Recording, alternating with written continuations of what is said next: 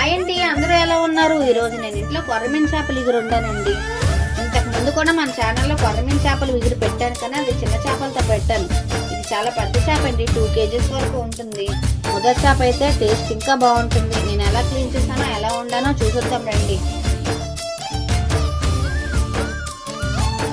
కూచిపూడి అన్న పదం కొత్త ఆట నేర్చిందా, పాపలాంటి లేత పదం పాఠశాలగా, కూనలమ్మ జానపదం పల్లె దాటి వచ్చిందా, చవళిల జానతనం పాట చూపగా.